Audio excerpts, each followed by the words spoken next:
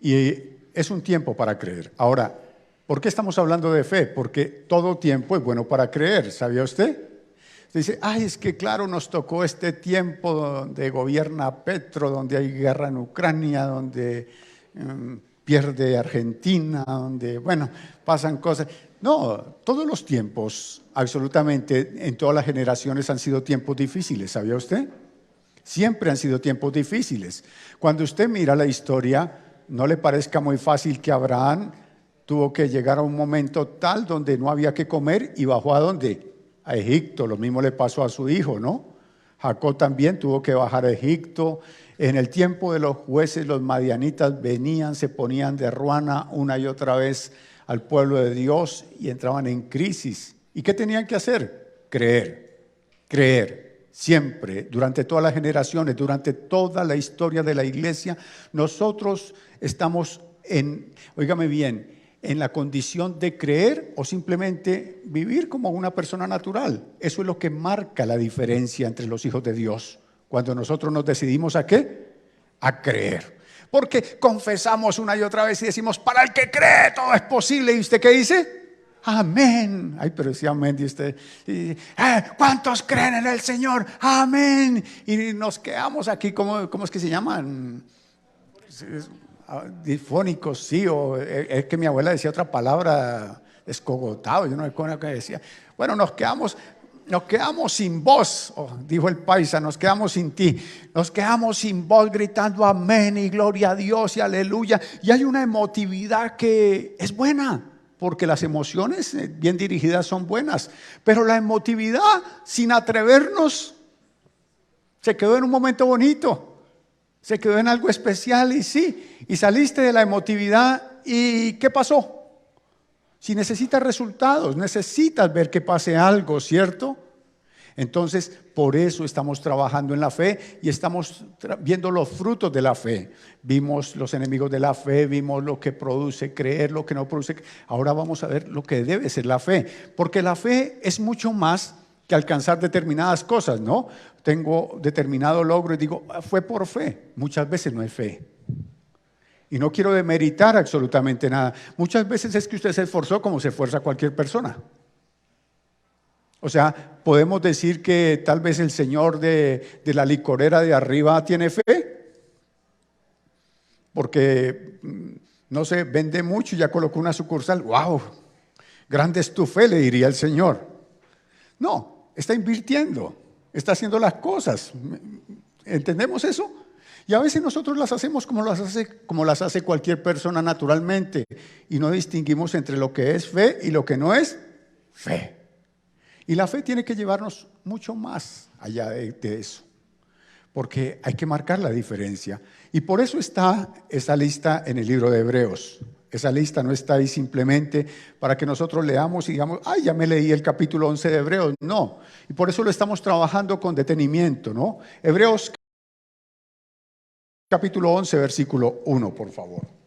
Saludo a mi hermana Delcy, a mi hermana Dorita, les debo una visita, a Víctor Rodríguez, a ver quién más está. Bueno, hay varias gente aquí. Sandra Liliana Henao está en Cúcuta, Dios te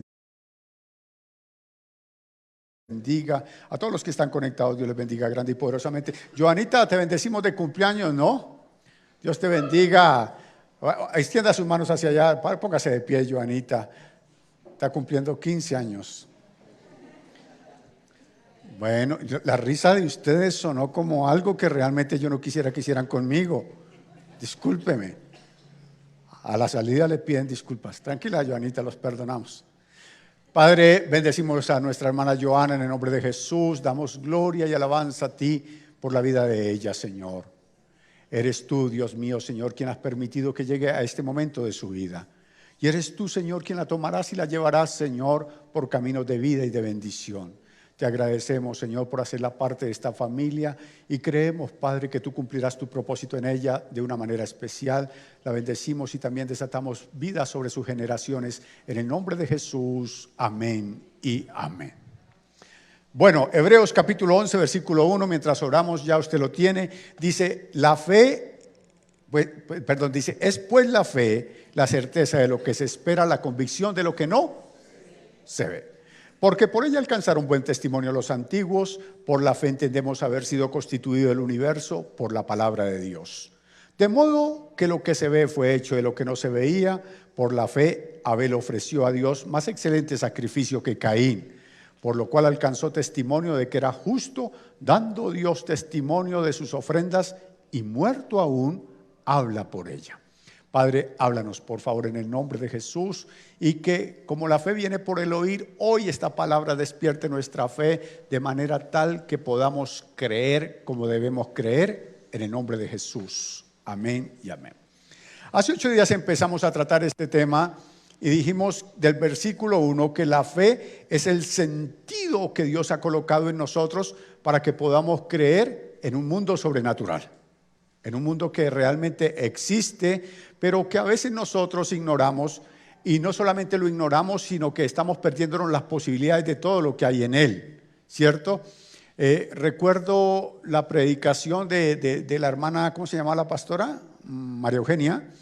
La predicación de la pastora María Eugenia, cuando tocó exactamente al hijo de Abraham, ¿recuerda? A Isaac, ¿cómo era? No era Ismael, a Ismael. Cuando tocó a Ismael, y dice que la mamá de Ismael, la egipcia, puso a su hijo como a un tiro de piedra, pero sus ojos estaban cubiertos, estaban cerrados. Y cuando el ángel vino, sus ojos se abrieron, ¿y qué fue lo que vio? Un pozo que había ahí. Cuando te atreves a creer a la voz de Dios, a lo que Dios te dice, vas a ver lo que otros no pueden ver. Esa es la fe, esa es la fe. Entonces vas a ver las posibilidades que siempre estuvieron ahí, pero que no las pudiste percibir porque no creíste, ¿sí? Entonces estaban ahí. Ella pudo haberse muerto y su hijo pudo haber muerto de sed en el desierto, pero cuando vino la forma de Dios se activó su corazón y automáticamente pudo ver la respuesta de parte de Dios. Bueno, no voy a predicar otra vez el versículo 1. En el segundo, por ella alcanzaron buen testimonio los antiguos, ¿no? Dijimos que la fe nos hace mantenernos en el Señor, en el camino firmes, ¿no? O sea, nos mantenemos, a veces no es fácil. O no sé, pues tal vez de pronto usted dice, bueno, pastor, mi vida cristiana ha sido chévere, siempre embajadita, qué rico. Bueno, yo lo envidio a usted, pero la fe a veces es complicada, ¿no? A veces los caminos de fe son tremendos. Esta semana podíamos hablar con una amiga en común, mi esposa Julie y yo hablamos con una amiga en común y hablábamos de la fe y me decía, pastor, ¿a usted no le han dado ganas de tirar todo? Le dije, apenas la semana pasada. Apenitas, ¿no? O sea, ¿sí? Y a veces sí, uno como que quisiera correr, pero ¿a dónde? Y dijo el salmista, ¿a dónde huiré de tu espíritu? No hay dónde, ¿no? Entonces tengo que volverme a centrar y decir, no, es por fe que me sostengo, es por fe que me mantengo, es por fe que prosigo, ¿cierto? Esa es la fe, ¿nos ayuda a qué? A mantener la mano en el arado para no mirar hacia atrás. Dios tenga misericordia. También vimos el versículo 3 y ese fue el último que tocamos hace 8 días, diciendo que si por la fe creemos que el universo fue constituido por la palabra del Señor, podemos creer que la palabra de Dios es firme, que la palabra de Dios es sólida para nosotros, amén. La misma palabra con la cual se crearon los cielos y la tierra es la misma palabra que Dios ha hablado para nosotros, y el cielo y la tierra pasarán, pero su palabra, ¿cómo sabemos? Entonces tiene que ser así. No pasará, su palabra no pasará. Ahora dice el versículo 4, y aliste el bolsillo, perdón. No, verdad, yo no soy de ese tipo de predicador, pero me dan unas ganas de que usted aliste el bolsillo. Dice, por la fe, Abel ofreció a Dios más excelente sacrificio que Caín, por lo cual alcanzó testimonio de que era justo, dando Dios testimonio de sus ofrendas, y muerto aún habla por ella. Por la fe ofreció Abel, ¿qué? Un sacrificio que agradó el corazón de Dios. Cuando miramos el libro de Génesis, encontramos a estos dos personajes, Caín y Abel, ¿no? Uno tristemente célebre por ser el primer homicida de la Escritura, y el otro por ser un hombre dadivoso. Un día fueron a la presencia del Señor y nótese que no había absolutamente nada que les dijera a ellos que tenían que llevar algo, ¿no? ¿Por qué lo hicieron? porque ellos sentían que al acercarse a Dios debían darle algo. Había una necesidad especial en ellos de dar. Entonces, Abel dice que tomó de lo mejor de su rebaño, escogió de lo mejor de su rebaño y lo llevó a la presencia de Dios. Lo puso en la presencia del Señor. Y el otro dijo, ¿qué le llevo? El otro era agricultor y el otro dijo, voy a llevar esas arracachas, voy a llevar esas papas y llevo su buen mercado. Llevó su buen mercado. Seguramente no fue poco, pero igual llevó. Pero la Escritura nos dice que el Señor se agradó en lo que le presentó a Abel. Ahora, no lo vamos a medir porque uno era una ofrenda animal, la otra una ofrenda vegetal, no. ¿Sabe qué era lo que medía Dios? La disposición, la forma, la manera, como se dan las cosas. Cuando Él se toma el trabajo de escoger lo mejor, estaba buscando qué hacer. Agradar a Dios. Tocar el corazón del Señor. El otro dijo, hay que cumplir, hay que llevar. Exactamente, la fe debe llevarnos a nosotros no solamente a reconocer que hay un Dios, sino a honrarlo de la mejor manera, con lo mejor que Dios nos ha dado. ¿Qué es lo mejor que Dios le ha dado a usted, disculpe? ¿La vida? ¿Con qué debemos honrar al Señor? Con nuestra vida, ¿no? Yo no sé si ustedes son iguales de mentirosos a mí. De pronto, no, discúlpeme, ¿no? Ay, Señor, aquí está mi vida, te la entrego hoy, Señor, para que hagas con ella como tú quieras, y con lágrimas, y bueno, y todo lo que le podamos argumentar, y aquí estoy, Señor, y para ti, y tal, y sale uno de ese romanticismo, de ese momento, a hacer lo que le parece a uno que es correcto. Entonces quedó en un cuento chino. Realmente no llegamos a hacer eso. Y empezando por eso, es que se honra a Dios. Lo mejor, la actitud como se hacen las cosas y como se dan las cosas le cambia el sentido absolutamente ¿a qué? A todo, a todo. Así es.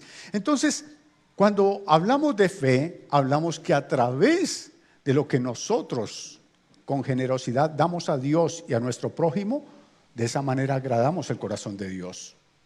Pastor, ¿va a hablar de diezmo y de ofrenda? De pronto, pero no se asuste, no se vaya a salir. Porque no se trata de diezmar y ofrendar, hermano.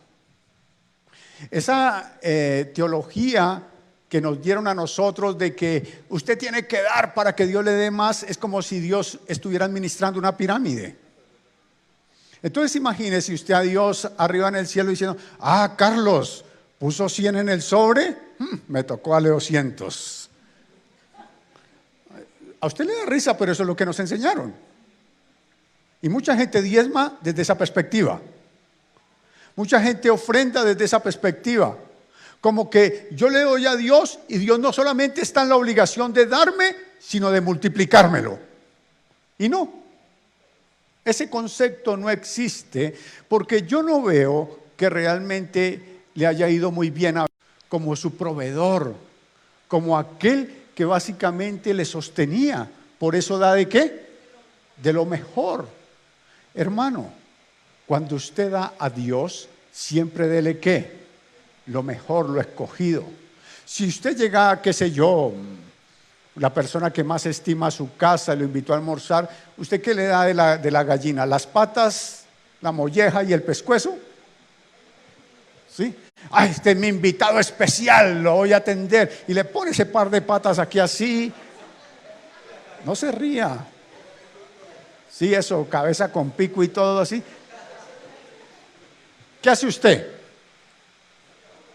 ¿Procura qué? Lo mejor. Lo mejor. Siempre procura qué? Lo mejor. Lo hacemos con una persona, ¿por qué no lo hacemos con Dios? ¿Por qué muchas veces tenemos la tendencia de darle a Dios lo que nos sobra, si es que nos sobra? O simplemente la conciencia de decirle que nos dé, porque o si no de pronto nos va a ir mal. Tengo una pregunta, pero por favor no la responda en voz alta. Es para usted allá, dijo el paisa, para que se la responda a sí mismo. ¿Cuántas veces usted ha dejado de diezmar y el Señor le ha bendecido? ¿Cierto que sí? es que Dios le bendice a usted no porque diezme o no diezme, le bendice solamente porque le ama. Su obediencia es lo que hace que agrade el corazón de Dios. Su obediencia es lo que hace que realmente Dios se sienta satisfecho. Dios no necesita nada de nosotros. En el Antiguo Testamento se establece el tabernáculo. Moisés coloca el tabernáculo y se establece la ley de los sacrificios.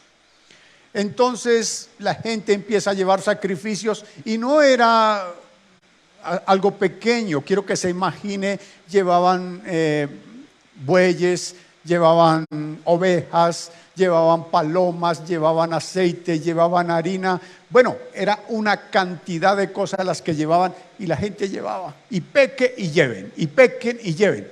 O sea, ellos creían que dándole al Señor las cosas estaban ¿cómo? Bien. Hasta que un día, así como dijo mi abuela, se le llenó la taza al Señor. Yo no sé si se le llene, pero finalmente les dijo: si yo tuviera hambre, ¿acaso les pediría a ustedes que me trajeran de comer? Dijo: estoy hastiado de sus sacrificios. Dijo: no quiero que me traigan más. ¿Por qué? Porque no es la abundancia de lo que podamos dar, sino realmente el amor con el que nosotros damos y nos sujetamos a la palabra del Señor. Eso es lo que agrada al corazón de Dios. La forma y la manera no es solamente con Dios, sino cuando usted da a alguna persona. Yo les decía esta semana en la palabra de Dios, dice: siempre habrá alguien a nuestro lado. ¿Para qué? Para bendecir, para ayudar, para mostrar el amor de Dios, para mostrar nuestra generosidad. Pero la Biblia dice que Dios ama y bendice ¿a quién? Al dador alegre, al dador alegre. Pero cuando usted da de alguna manera creyendo que le va a hacer falta, mejor no dé. Porque ¿para qué? ¿Cierto? Entonces empiezas a repartir. Aquí, para no meterme con nadie, mi hermanita me va a hacer el favor y me reparte aquí para los que vinimos esta mañana con este frío y con esta lluvia a servicio. Me va a repartir unos tinticos y le pongo los termos y empieza: ¿cuántos somos? Ya empezó mal. Ay, pastor, pero la Biblia dice que si uno va a construir una torre, primero hay que calcular. No me confunda una cosa con la otra. Cuando se trata de fe, simplemente, ¿qué hay que hacer? Repartir, dar con generosidad. Pero cuando usted empieza con esa forma de que, entonces a los primeros empieza a darles ¿qué? Y a los últimos acaba dándoles un cunchito. Pongámoslo en la casa. Hizo usted la sopa para su familia y cuando la va a servir, golpean.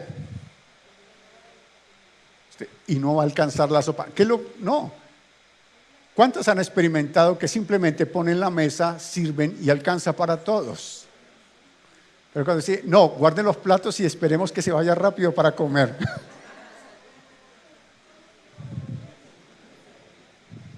Pero usted diezmó y usted ofrendó. Y usted se sujetó a la palabra y algo no está funcionando. ¿Qué es lo que no está funcionando? Lo que no está funcionando no es que usted diezme y ofrende, sino que usted no ha entendido la bendición del dar. El dar siempre será ¿qué? Una bendición, no por lo que Dios me dé, no por lo que me pueda retribuir, sino porque soy un canal de bendición. Cuando usted diezma y ofrenda es un canal de bendición. ¿Para qué? Para sostener la iglesia, para sostener el ministerio. Ahora déjeme decirle, y esto va a sonar grosero, de hecho puede serlo de alguna manera, pero si usted no lo hace, Dios no va a dejar caer la obra. Dios va a usar a alguien más, porque es la obra del Señor. Esta semana lo entendí duramente predicando, pero es la obra del Señor. Él la va a sostener. Siempre la va a sostener. Pero si usted es el canal de bendición, ¿qué va a hacer Dios? Siempre va a tener en cuenta ese canal para usarlo, para que hayan fondos, para que hayan recursos. Usted ve a David, ya en sus últimos días, está presto para construir el templo y cuando va a dejarle el legado a su hijo, le dice: yo he dejado oro para las cosas de oro, plata para las cosas. Había pensado desde hace rato en dejar todo. ¿Para qué? Para la obra del Señor. ¿Qué hizo David? Ya se iba a morir. Bendijo la vida de su hijo y de su descendencia. Cuando nosotros somos generosos, hermano, Realmente no es por la paga, no es por la recompensa, pero Dios seguirá usando nuestras vidas y derramará bendición sobre nuestros hijos. Lo que usted hoy siembra en la obra, en una persona que tenga necesidad, Dios se lo recompensará a sus generaciones. Alguna vez, yo lo dije esta semana y tengo que repetirlo hoy, usted estuvo en la tremenda, ¿cómo es que dicen ahora? ¿En la inmunda? Bueno, nosotros en la mala, como quiera, ¿ves? Tienen ustedes muchos versículos para ilustrar. Estuvo tremendamente la situación y vio a alguien acercarse a su vida con algo.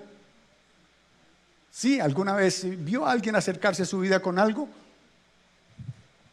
Ese era un instrumento de Dios. Ese era alguien que Dios estaba usando. Dejémonos usar. Dejémonos usar. Yo siempre le digo, si usted no quiere dar una moneda, no la dé. Yo hay personas que no les doy. Como hay personas que me dan ganas de bajar el vidrio, de darles, de hablar con ellos. Hay personas que no me pregunto por qué. Pero si usted va a dar una moneda y empieza, ay, ahora es que se va a ir a fumar, claro, esos 200 pesos, se va a meter severa traba con 200 pesos. No. Pues estará barato, pero no tanto, ¿no? Ah, pero de 200 en 200, no importa. Si no va a dar, no dé y no cuestione. El problema es que usted se ponga a cuestionar y a matarse la cabeza. ¿Sabe qué está haciendo? Amargándose su existencia y básicamente está deteniendo una fuente que puede seguir produciendo para usted mismo, para su familia. Simplemente dé. Obedezca. Ahorita vamos a hablar de obediencia. Haga las cosas como Dios le dice. ¿Sabe qué hizo Abel? Tocó el corazón de Dios. Y eso le molestó tanto a su hermano que terminó quitándole la vida.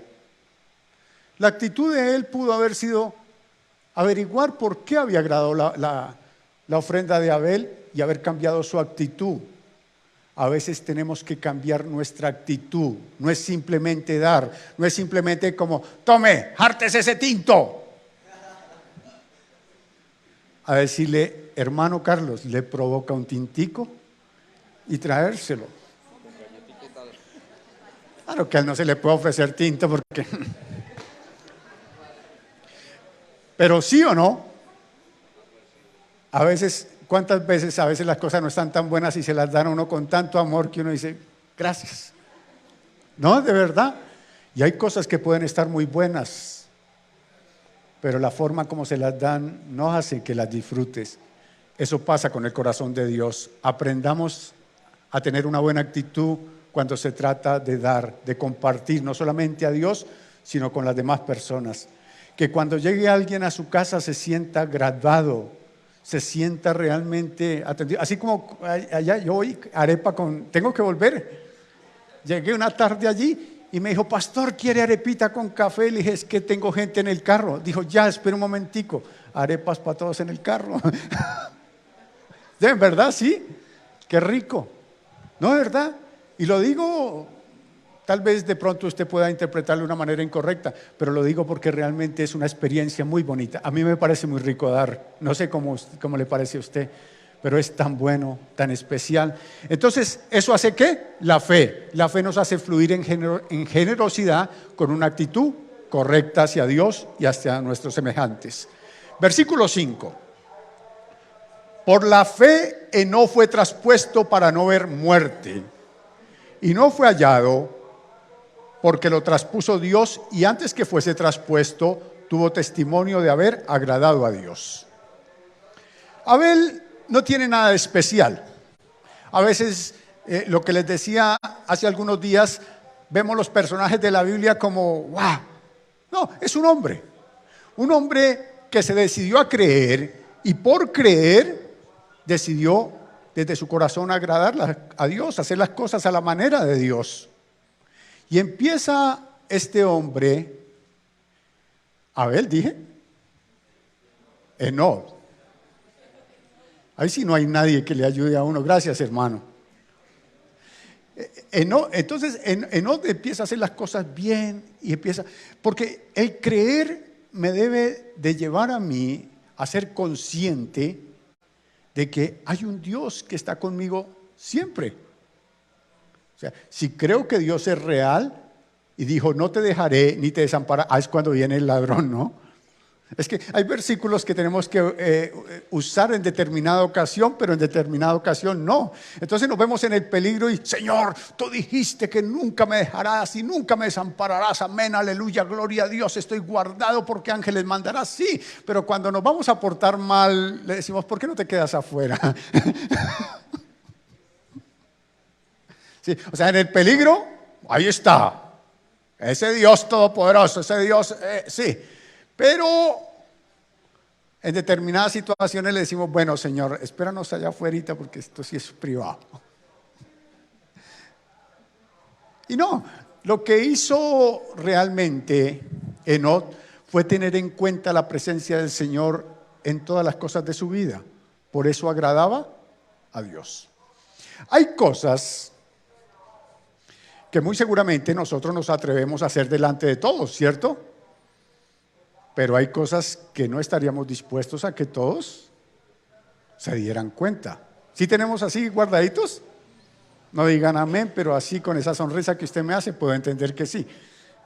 Entonces tenemos, y en esas cosas está también ¿quién? Dios. Cuando nuestra fe llega al punto de entender que Dios siempre está ahí, eso nos hace personas diferentes. Eso nos hace personas que no están pensando en mi testimonio con el hermano y con la hermana. Es que me daña mi testimonio. No, están pensando en que básicamente Dios está en todos los asuntos y que tengo que vivir solamente para agradar a ese Dios que está conmigo. Eso fue lo que hizo Enoc. Entonces, ¿para qué nos sirve la fe? Para concientizarnos de que Dios está con nosotros en todo momento y tenemos que cambiar muchas de nuestras formas para con Él, para poder agradarle. Por eso lo traspuso Dios. Se agradó tanto Dios con Enoc que se lo llevó. ¿Sabe cuántos años duró agradando Enoc a Dios? 300, y nosotros 365 días y no nos portamos juiciosos. Y él duró 365 años. 365 años agradando a Dios. Versículo 6. Porque, pero sin fe es imposible agradar. Bueno, ese es el complemento del 5. Porque es necesario que el que se acerca a Dios crea que le hay y es galardonador de los que le buscan. Básicamente tiene que ver con lo mismo de Enoc. Vamos al 7. Por la fe, Noé, cuando fue advertido por Dios acerca de las cosas que aún no se veían, con temor preparó el arca en que su casa se salvase, y por esa fe condenó al mundo y fue hecho heredero de la justicia que viene por la fe. El caso de Noé es un caso bien especial. Cuando usted va a la palabra, los hombres habían ya sacado de genio al Señor y el Señor dijo, no me aguanto más esta guachafita, vamos a acabar con todo esto. Y de pronto puso sus ojos en un hombre que se llama Noé, porque lo vio que era varón justo. Ojo con esto. ¿Cuántos justos habían para aquella época?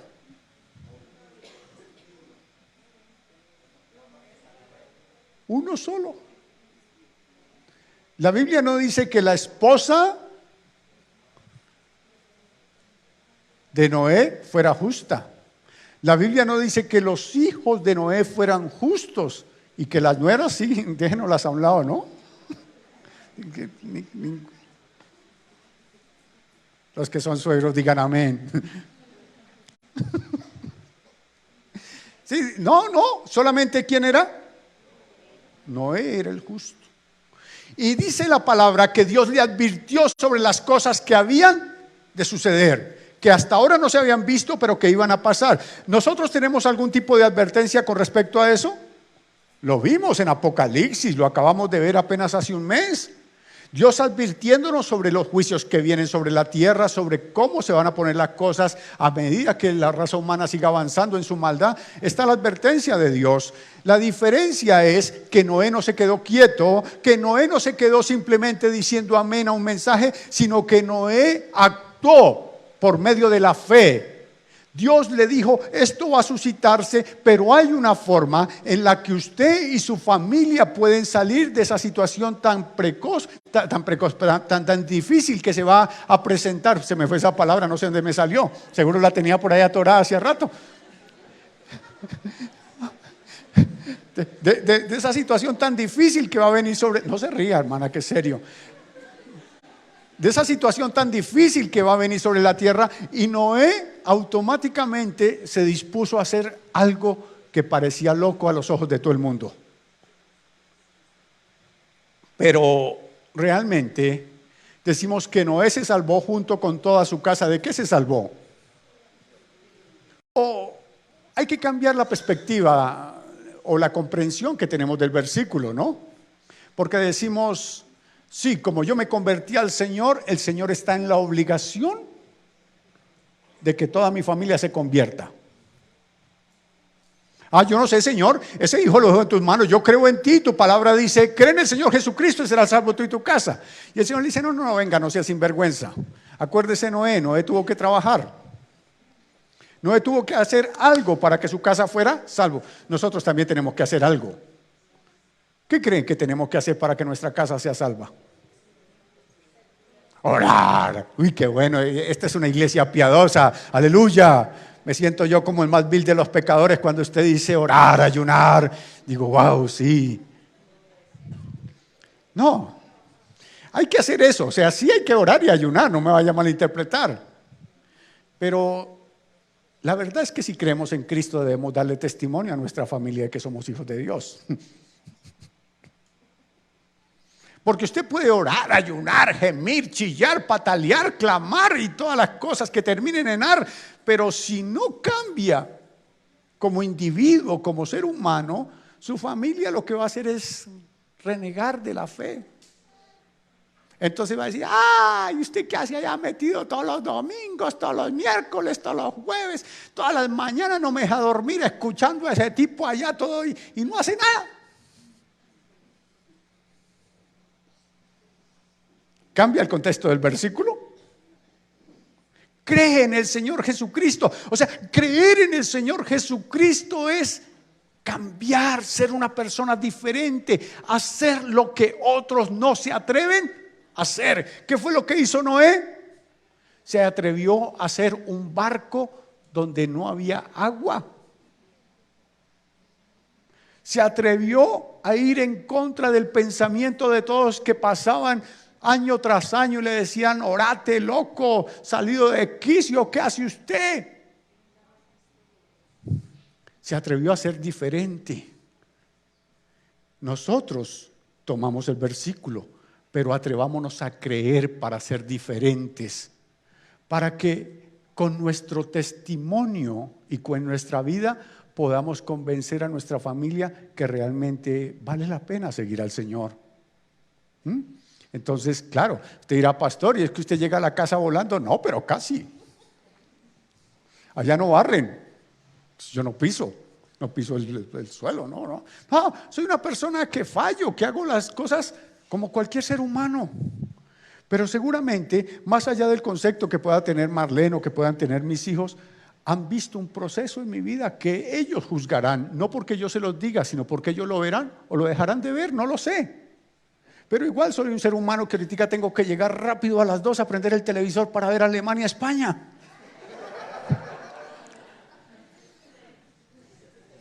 Y si mi nieta se levanta, le digo, quítese de ahí que estoy viendo el partido. ¿Ves? Pero en medio de mis errores, en medio de todas mis cosas, deben de ver a un hombre que ha sido cambiado y transformado por el poder de Dios. Y ya sea el día que me muera y vaya alguien a predicar por allá, digan, oiga, pues a la final el man tenía la razón y se conviertan, ¿no? Pero oramos, clamamos, gemimos, volvemos al mismo punto y no cambiamos. Pero queremos que nuestra familia cambie, queremos que sean diferentes. No, hagámoslo nosotros. Claro, la historia de Noé no tiene un final feliz. Quisiera que realmente se quedara en lo que dice el escritor de Hebreos, pero finalmente Noé echa a perder muchas cosas. Es la segunda oportunidad que Dios le da a la raza humana, porque después de todo vuelve y le da la palabra que le había dado a Adán y Eva. Les dijo, fructifíquense, llenen la tierra, ¿cierto? De personas correctas, de personas justas. Pero Noé se baja y va a culto. O sea, lo primero que hace, ¿qué es? Ir a culto, porque hay que ir a culto, usted sabe, hay que ir a culto. Y Noé va a culto y levanta su altar y aleluya, gloria a Dios. Y después dijo, bueno, ¿qué hacemos? Plantemos unas maticas de uva, hagamos unos viñeros, hagámonos un vinito y peguémonos una hinchera para celebrar que estamos vivos. Bueno, no lo dijo así, pero prácticamente así está escrito. Y después de que estaba borracho, se volvió loco el man. Y se empelotó. Y vino y entró su hijo Can, su hijo menor, y Noé, con una insensatez, porque uno edifica o destruye la familia con las palabras. Y construyó el arca con semejante reverencia y con semejante obediencia y con semejante fe, pero con sus palabras echó a perder todo lo que había hecho hasta ahora. Entonces ahora maldijo la descendencia de Can. Y la descendencia de Can, ¿quién era? Cus. ¿Se acuerda cuando decían negro cuscús? ¿Alguna vez lo escuchó? Eso sale de la Biblia, porque la descendencia de Can va hacia África y los hijos de Cus son la raza morena, la raza negra de África. ¿Y por qué fueron esclavos durante tantos años y aún siguen hoy soportando discriminación racial? Porque este señor que edificó el arca después agarró todo a patadas.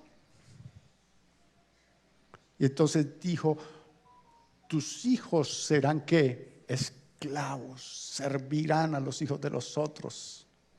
Esa maldición es la que pesa hasta hoy en la raza negra. Entonces, cuando tú dices tengo fe, no solamente vas a dar testimonio de tu fe, sino te vas a mantener en la línea de fe. No es mientras vienen a culto, aleluya, ya vino. No, venir a culto no cambia a nadie. Cambia el Espíritu de Dios cuando reargulle de pecado, de justicia, de juicio, cuando son nuevas criaturas. Y nosotros estamos como creyentes, como hijos de Dios, llamados a mantenernos siempre en nuestra línea de fe. Y no después tomar las cosas como las hizo ¿quién? Noé. La embarró, ¿no?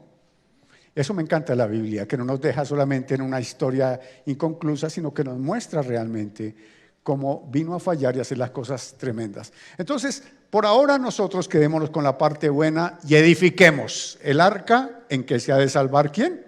Nuestra casa, nuestra familia. Demos testimonio, ¿no? Y no llegue allá y es que mire, la Biblia dice, aquí dice. No.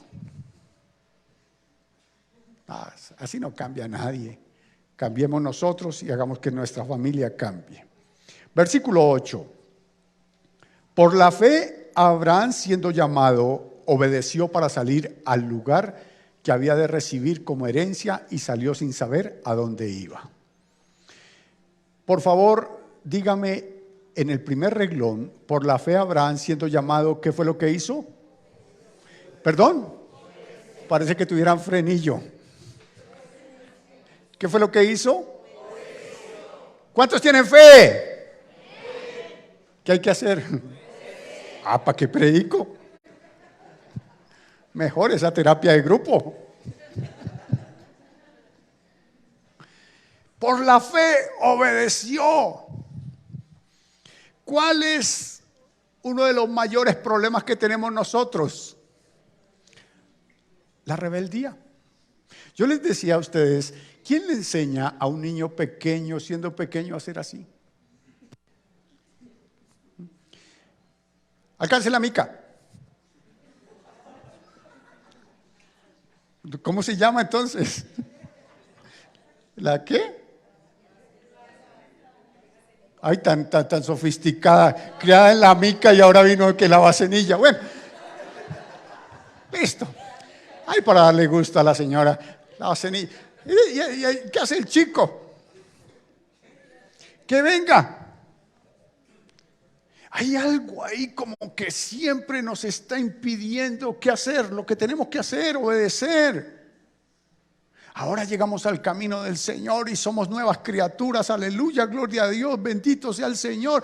Pero nos sigue costando qué hacer. Obedecer, obedecer, obedecer. Y cuando decimos que tenemos fe y no obedecemos, estamos negando la fe, don Carlitos. Porque si tenemos fe, ¿qué hacemos? Obedecemos. Quiero que piensen Abraham por un instante. Es un pagano. Es un hombre idólatra. Es un hombre que realmente ya le importan muy poco algunas cosas porque con 75 años se ha realizado. Está frustrado porque no tiene un hijo. Pero finalmente, pues, así como dijo alguien, no tengo un hijo, pero tengo un sobrino que quiero mucho. ¿Sí? Aleluya, gloria a Dios. Y de pronto escucha una voz que le dice, sal de tu tierra y de tu parentela. Y es donde entra mi cuestionamiento. ¿O este hombre es un hombre de fe o es muy bobo? ¿Qué hubiera hecho usted? Bueno, sal, pero ¿a dónde? Es lo primero que pregunta. ¿Cuándo? Y si a usted, mi querida hermana, le dice su esposo mañana, nos vamos de vacaciones, ¿usted cuántas preguntas le va a hacer?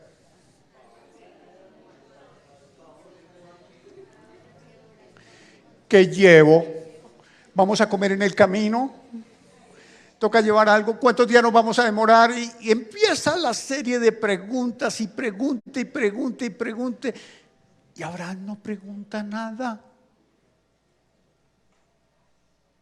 Abraham solamente obedece. Dice que por la fe que hizo, obedeció. Ahora, bueno, no estamos hablando de cualquier cosa. Estamos hablando de un hombre que lleva 75 años. Ojo, ¿cuántos tienen 75 años aquí?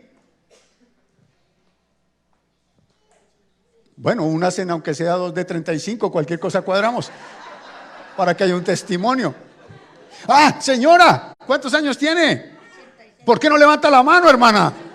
Una cosa es que no vea bien y otra cosa es que no me escuche. Colabóreme. Entonces, vengo aquí donde la señora que vive por allá en San Joaquín y vengo y le digo, sal de tu finca, sal de... ¿A dónde? No se preocupe.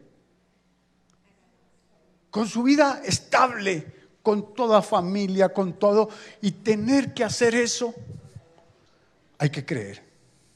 ¿Sabe? Muchas cosas que Dios tiene para nosotros nos las hemos perdido por nuestra desobediencia. Porque cuando se trata de Dios queremos saber los pormenores. Queremos que Dios se baje del trono y nos muestre el plano. Y nos diga, y además es que te voy a dar el ministerio, pero mira, lo que pasa es que vas a vivir un tiempo así, otro tiempo vas a estar acá, otro vas a estar... Y después de que Dios nos explica todo el rollo, le decimos, ay Señor, y no hay otra posibilidad, no hay... ¿El plan B? No. ¿Cuántas veces hemos tocado a nuestro amigo Pedro? Si eres tú, manda que yo vaya, ven. Pero viejo, son olas de 2,5, de 3 metros. No, hermano, ¿qué le pasa? Son las 3 de la mañana, se va a mojar, se va a ahogar. O sea, piense en todo lo que está en juego. ¿Cuál es nuestro problema? Vivimos calculando.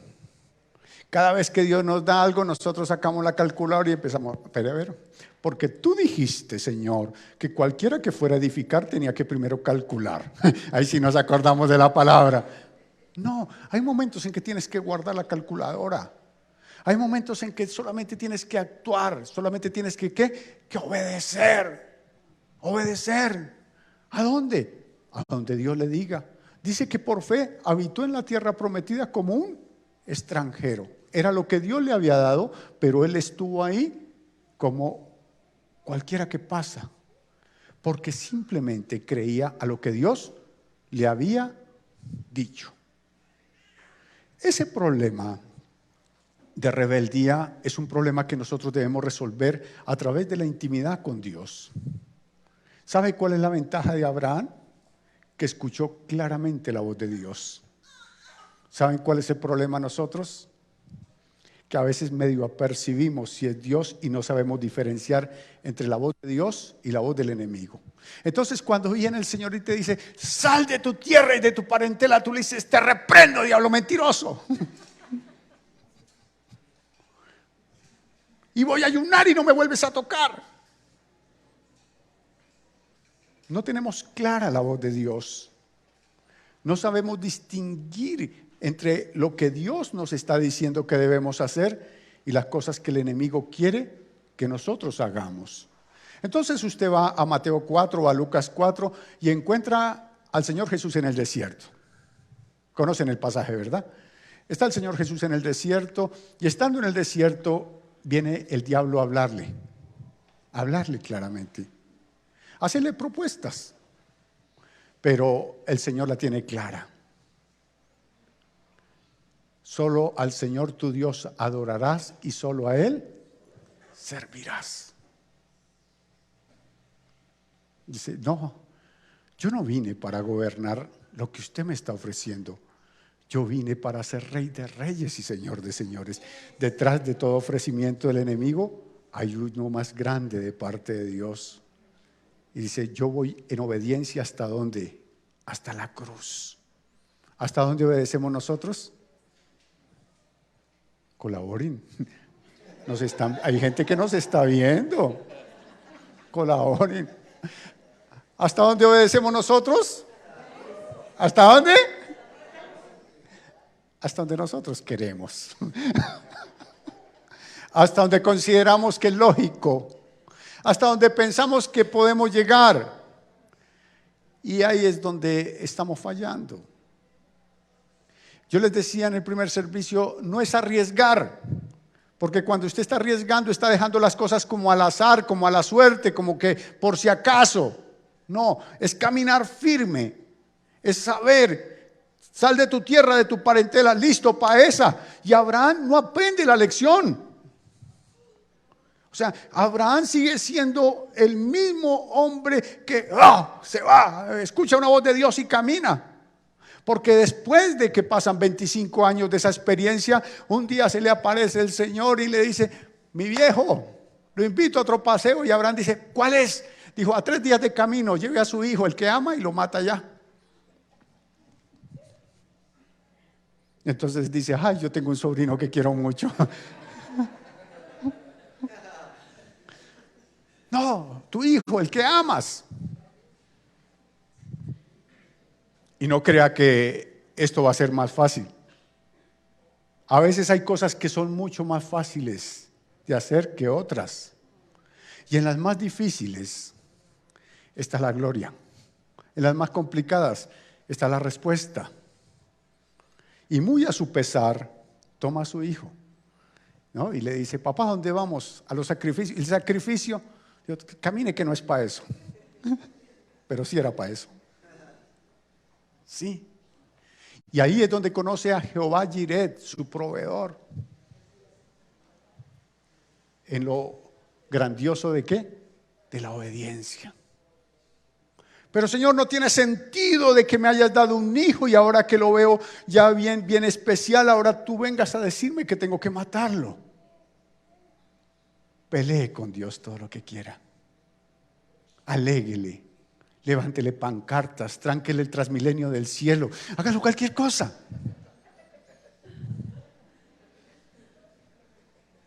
Pero entienda que solamente eso es un pretexto para no recibir la bendición que Dios tiene para usted.